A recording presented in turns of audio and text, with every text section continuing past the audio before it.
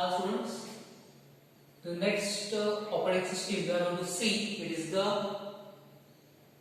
distributed OS. Okay, next आपली operating system जी आहे ती आहे डिस्ट्रीब्युटेड ऑपरेटिंग सिस्टीम. ओके, तर लास्ट टाइम आपण बघितलो various kind of operating systems बघितलो आपण.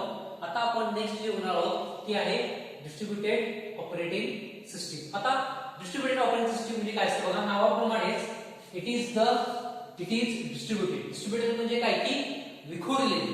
ओके, ही काय ऑपरेटिंग सिस्टीम जी आहे काय आहे, एक विखुरलेली ऑपरेटिंग सिस्टीम आहे की ज्या ठिकाणी सर्वच्या सर्व कॉम्प्युटर्स जे असतात ते थ्रू नेटवर्क काय केलेले असणार आहेत, कनेक्ट केलेले असणार आहेत. Okay, so that is called an distributed operating system. तर बघा काय असतं distributed operating system.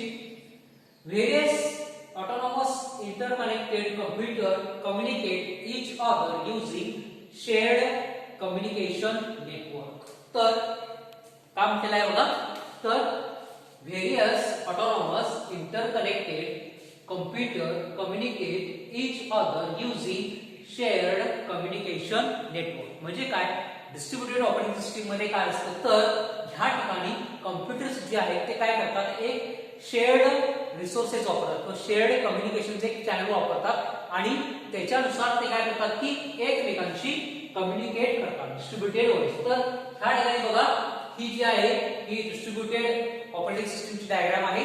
Here we can find प्रत्येक ह्या ठिकाणी कॉम्प्युटरला काय आहे, त्याची सेपरेट सीपीयू आणि मेमरी आहे.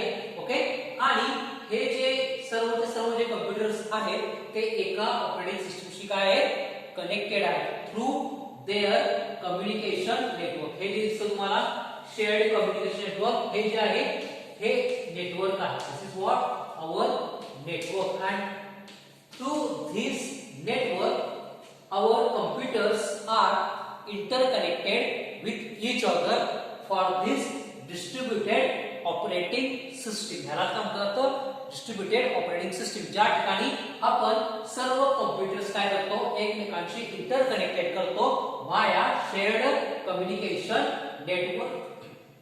That is called as a distributed operating system. So here independent system process their own memory unit and CPU.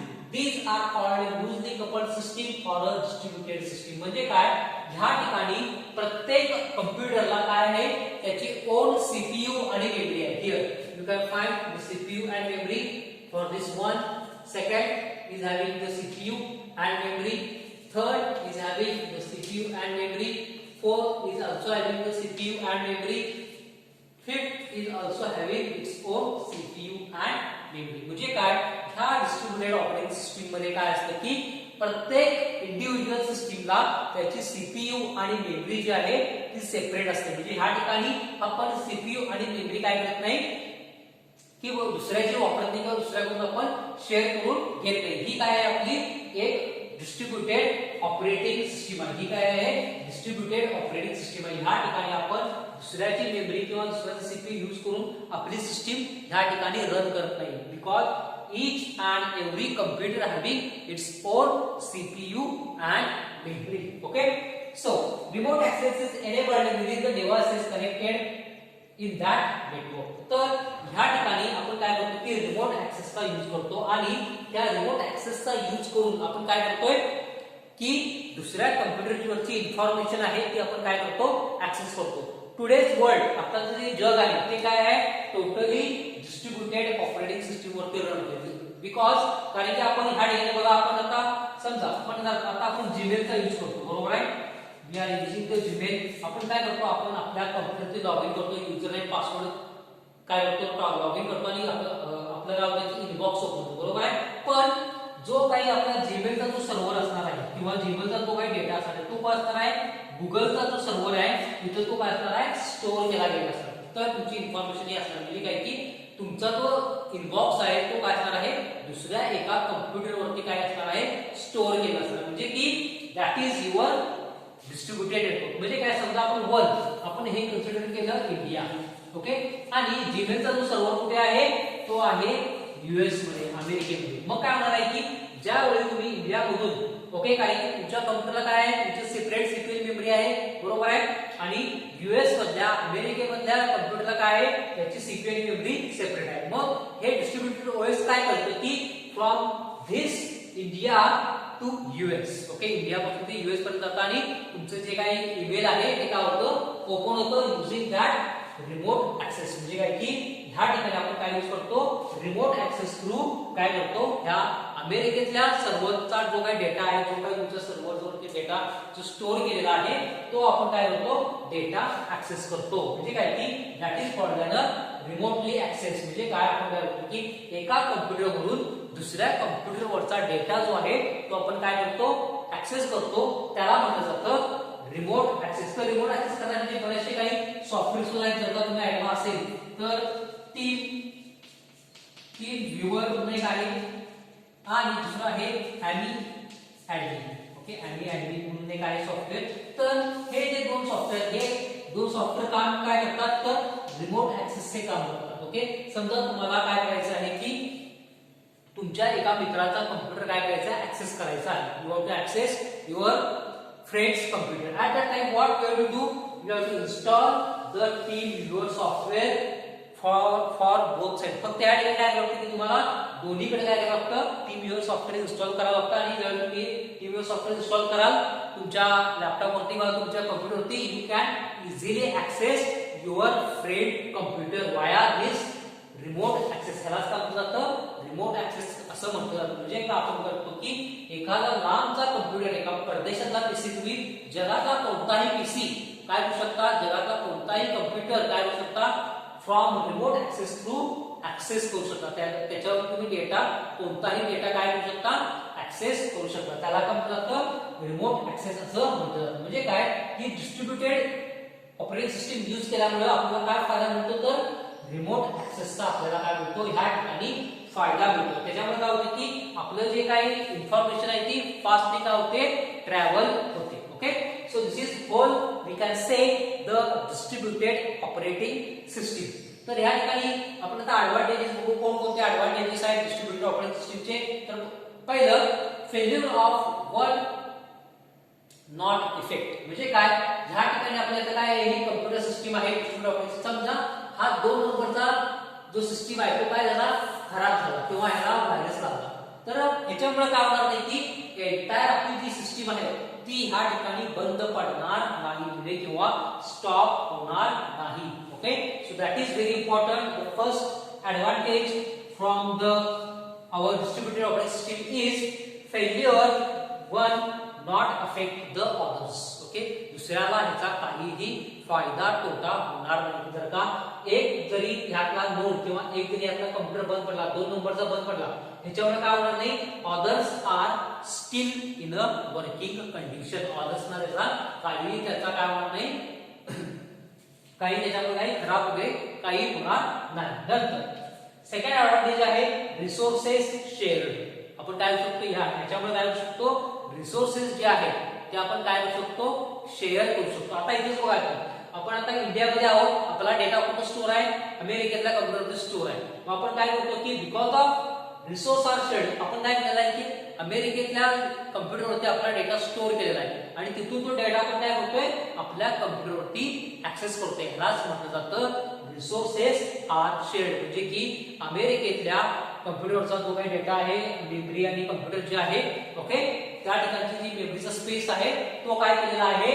आपल्या बरोबर शेअर्ड केलेला आहे. तो जो रिसोर्स आहे तिथली जी मेमरी आहे ओके तिथला जो सीपीयू आहे तो काय केलेला आहे आपल्या बरोबर तो शेअर केला गेलेला आहे. त्यामुळे याला म्हटलं जातं रिसोर्स शेअर्ड. नंतर लोड रिड्युस्ड. थर्ड आहे डिसएडव्हान्टेज ह्या डिस्ट्रीब्युटेड ऑपरेटिंग सिस्टीम मुळे काय होते की जो काही लोड येणार आहे एका कम्प्युटरवरती तो काय केला जातो एकमेकांच्या बरोबर वाटला जातो. म्हणजे काय ह्या ठिकाणी जर का एकाच कम्प्युटरला जर का जास्त जॉब्स आले तर तो कम्प्युटर काय करणार आहे तो कम्प्युटर दुसऱ्या कम्प्युटर बरोबर तो जो काही आलेला लोड आहे तो शेअर करणार आहे डिस्ट्रीब्यूट करणार आहे. त्याच्यामुळे काय होणार आहे की एका कम्प्युटरचा जो काही लोड आलेला आहे तो काय होणार आहे कमी होणार आहे. लास्ट ऍडव्हान्टेज आहे fast data processing. Fast data processing का होणार आहे कारण की जो काही तुम्हाला आलेला डेटा आहे तो तुम्ही काय करणार आहे डिस्ट्रीब्यूट करणार आहे अमंग द अदर कम्प्युटर्स. म्हणजे काय की तुम्ही दुसऱ्या कॉम्प्युटर बरोबर काय करणार आहे तुमचा डेटा तो शेअर करणार आहात, त्यामुळे त्याला म्हटलं जातं फास्ट डेटा प्रोसेसिंग. जो काही डेटा प्रोसेसिंग आहे तो काय होणार आहे, फास्ट होणार आहे त्याच्यामुळे. So these are the 4 advantages of the our distributed operating system. हे झाले आपले डिस्ट्रीब्युटेड ऑपरेटिंग सिस्टीमचे ऍडव्हान्टेज. पहिलं आहे एखादा जरी कॉम्प्युटर बंद पडला तर तो अफेक्ट करणार नाही, रिसोर्स आपण शेअर करतोय, लोड रिड्यूस होते, कारण की आपल्याला जे आलेलं काम आहे ते आपण काम काय करतोय 10 जणांच्यात वाटतोय, आणि डेटा जो आहे तो आपला काय होणार आहे फास्ट प्रोसेस होणार आहे. आणि नंतर बघा डिसएडव्हान्टेजेस. डिसएडव्हान्टेजेस म्हणजे बघा main network fail, entire network fail. जर का ह्या ठिकाणी समजा हे मधलंच नेटवर्क फेल गेलं तर काय होणार आहे, संपूर्ण नेटवर्क जे आहे तुमचं ते कोलॅप्स होणार आहे. म्हणजे आता आधीमध्ये म्हटलं जातं की फेसबुकचा सर्व्हर काय झाला, खराब झाला, किंवा ट्विटर बंद पडलं, किंवा जीमेल वर्क होत नाही. म्हणजे काय होतं तर त्यावेळी जो मेन जो सर्व्हर असतो, मेन जी ऑपरेटिंग सिस्टीम असते ती काय होते बंद पडलेली असते, किंवा ती अंडर मेंटेनन्स मध्ये गेलेली असते. ओके, त्यामुळे ह्या ठिकाणी ह्या डिस्ट्रीब्युटेड ओएसचा एक मोठा सर्वात डिसएडव्हान्टेज जर का असेल तर तो आहे की if main network fails entire network will go collapse. Okay, आणि सेकंड आहे डिसएडव्हान्टेज व्हेरी एक्सपेन्सिव्ह. हे जे डिस्ट्रीब्युटेड ऑपरेटिंग सिस्टीम जे आहे हे काय आहे खूप एक्सपेन्सिव्ह आहे, म्हणजे खूप महाग आहे. Okay, as compared to other operating systems. Okay, other operating system पेक्षा काय आहे हे एक खूप एक्सपेन्सिव्ह ऑपरेटिंग सिस्टीम आहे. Okay, so this is whole distributed operating system. की ह्या ठिकाणी काय केलं जातं की डिस्ट्रीब्युटेड ओएस मध्ये काय केलं जातं की इंडिपेंडेंट काय असतात, प्रत्येक processor independent system process their own memory unit and CPU. ह्या ठिकाणी प्रत्येक सेपरेट प्रोसेसला काय असतं त्याची सीपीयू आणि मेमरी काय असते ही सेपरेटली अलोकेट केली गेलेली असते, की ह्याला लूजली कपल्डचं म्हटलं जातं किंवा डिस्ट्रीब्युटेड सिस्टीमचं म्हटलं जातं. आणि ह्या ठिकाणी आपण कोणत्या मेथडचा यूज करतो तर रिमोट ऍक्सेसचा यूज करून आपण काय करतोय तर कोणत्याही कॉम्प्युटरचा डेटा आपण काय करू शकतो ह्या ठिकाणी ऍक्सेस करून घेऊ शकतो. ओके, ऍडव्हान्टेजेस पाहिले आपण. या ठिकाणी एक जरी फेल गेला तरी त्याचा काही काय इफेक्ट होत नाही, रिसोर्स आपण शेअर करतोय, लोड कमी करून घेतोय, कारण की आपण काय करतो जे आलेलं काम आहे ते डिस्ट्रीब्यूट करतोय, फास्ट डेटा प्रोसेस, कारण की आलेलं काम डिवाइड केल्यामुळे काय होणार आहे आपला जो डेटा प्रोसेसिंग आहे तो फास्ट होणार आहे. डिसएडव्हान्टेज काय आहे, मेन नेटवर्क फेल गेलं, एंटायर नेटवर्क कोलॅप्स, आणि हे काय आहे सर्वात महाग किंवा एक्सपेन्सिव्ह असं नेटवर्क आहे.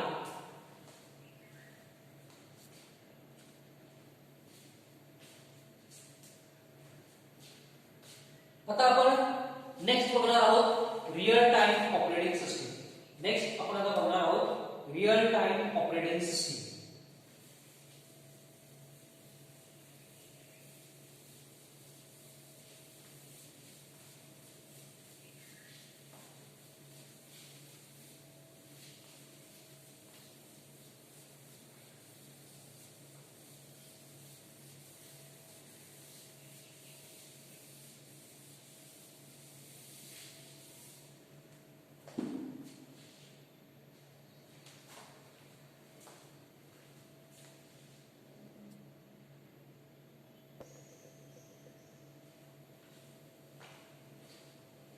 Okay, the next OS is the real-time OS. Okay, last आपण पाहिली distributed OS.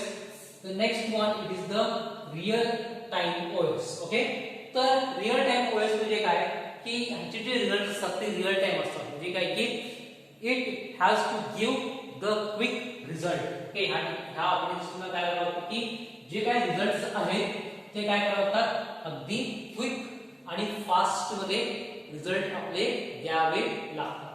तर बघा रिअल टाइम ओएस काय म्हणजे असं बघा, OS no to give maximum time for each of critical operation that it performs. म्हणजे काय ऑपरेटिंग सिस्टीमला माहित असतं की it has to give maximum time.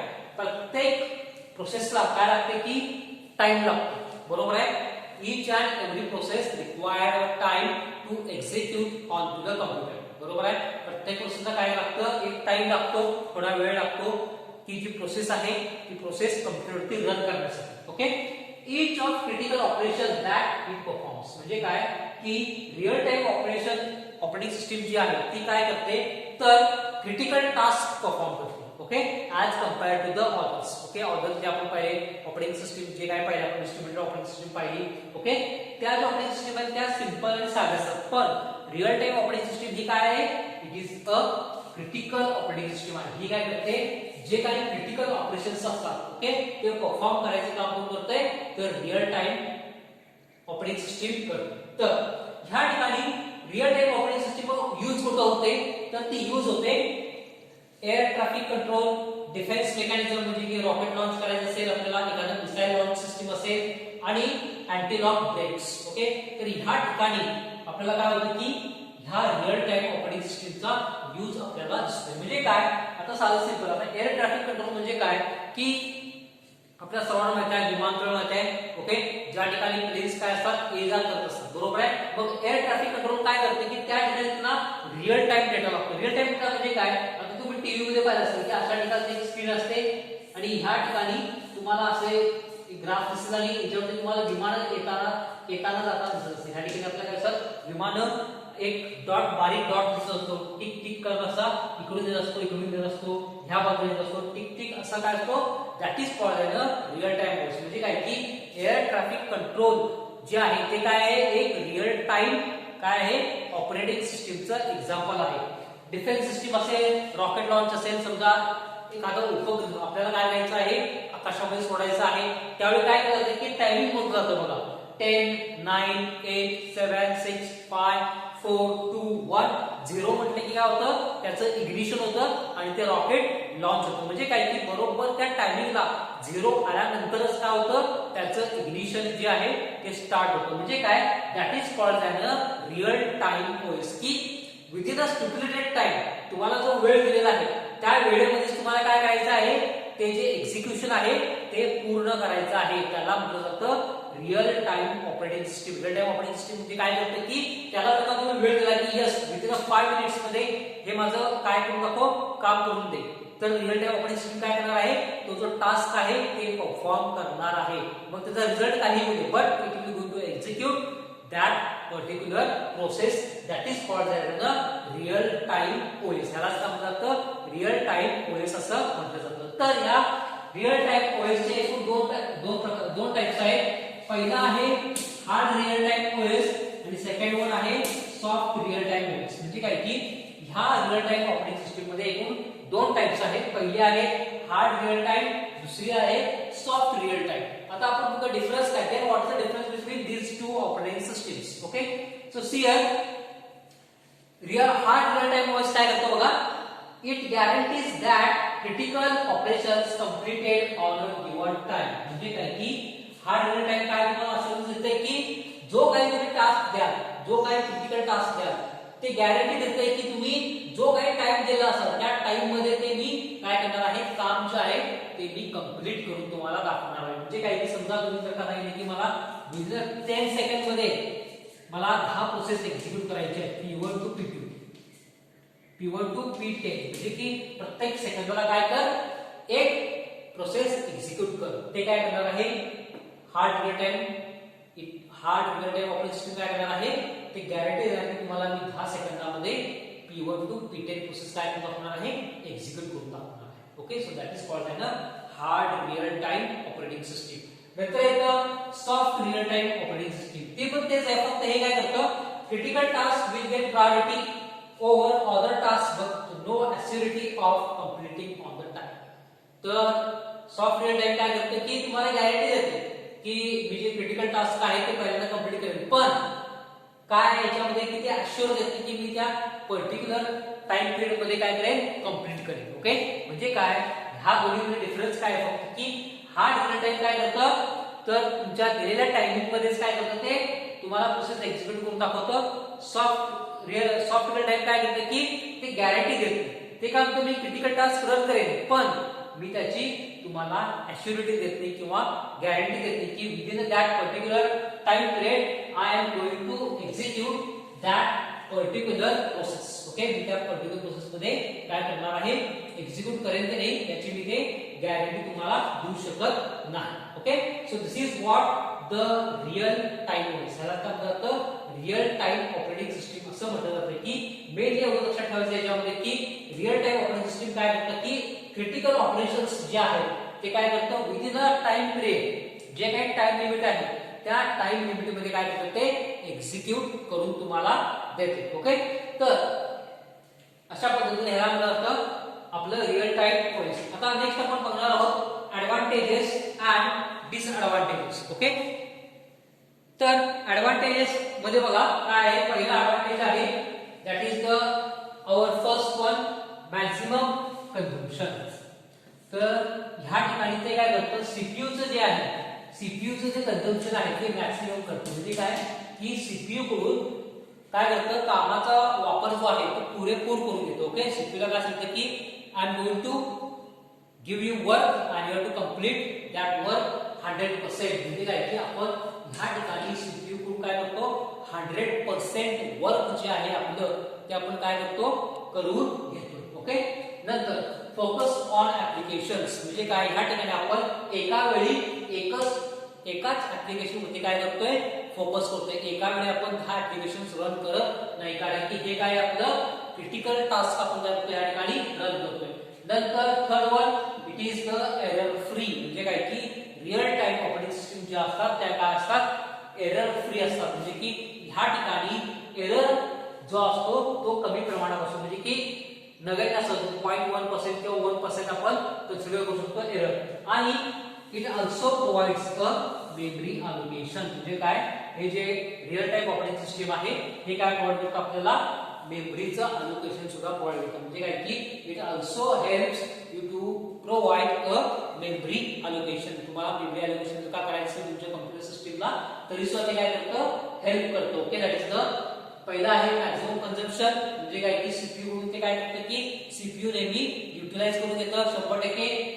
एकाच ऍप्लिकेशनवर फोकस करतं, फोकसिंग एरर फ्री आहे आणि हे काय करतं, मेमरी अलोकेशन करायला आपल्याला हेल्प करतं. Okay, so these are 4 advantages. नंतर येतं डिसएडव्हांटेजेस. ओके, डिसएडव्हांटेज मध्ये काय काय आहे बघा, limited task run at the same time. ह्या ठिकाणी मी तुम्हाला काय सांगितलं आधीच की ह्या ठिकाणी टास्क काय असतात, खूप क्रिटिकल असतात. त्याच्यामुळे काय होतं की आपल्याला जे काही टास्क आहेत ते काय करावं लागतात, लिमिटेड करावं लागतात. जर का आपण लिमिटेड टास्क ठेवलं नाही तर काय होणार आहे की त्याच्यामध्ये एरर येण्याचे जे चान्सेस आहेत ते काय असतात, भरपूर येऊ शकतात. That is limited task run at the same time. नंतर सेकंड आहे कॉम्प्लेक्स अल्गोरिदम. तर ह्याचा जो अल्गोरिदम असणार आहे तो काय आहे, खूप कॉम्प्लेक्स आहे. म्हणजे की खूप अवघड आहे, सर्वांना जमेल असं काय याची आपण ह्या ठिकाणी गॅरंटी देऊ शकत नाही. That is the complex algorithm. आणि third, use heavy system resources. हे काय करतं, रिअल टाइम ऑपरेटिंग सिस्टीम काय करतं की जे काही रिसोर्सेस आहेत ते काय करतं, हेवी यूज करतो. It is going to use the heavy resources. म्हणजे काय, तुमची मेमरी असेल, ओके, तुमचं नेटवर्क असेल, तुमचं इंटरनेट कनेक्शन असेल, तुमचं हार्डवेअर असेल. Okay, what it does, it is going to consume the heavy. म्हणजे काय की जे काही रिसोर्सेस आले आहेत, पॉवर असेल, मेमरी असेल, हार्डवेअर असेल, ते काय होणार आहे, त्याला हेवी लागणार आहे. ओके, जर काय हेवी नसेल तर काय होणार आहे की you can not perform the critical task. Okay, so these are the 3 disadvantages of our real time operating system. हे आपण बघितले 4 advantages, maximum consumption, focus on application, error free आहे आणि memory allocation. These are what 4 advantages. Disadvantages काय, limited task run at same time. एका वेळी limited task run होऊ शकतोय. अल्गोरिदम याचा खूप कॉम्प्लेक्स आहे, म्हणजे की खूप अवघड आहे. तुम्हाला अल्गोरिदम टाइप करावं, अल्गोरिदम म्हणजे तुम्हाला स्टडी करावं लागणार आहे आणि मग तुम्ही काय करू शकणार आहात, ते एखादं ऍप्लिकेशन तुम्ही रन करू शकणार आहात. आणि यूज हेवी सिस्टीम रिसोर्सेस म्हणजे काय की पॉवर असेल, तुमचं मेमरी असेल, तर ह्या सर्वांचं ते काय करतं, हेवीली यूज करतं. Okay, so this is what our real time operating system.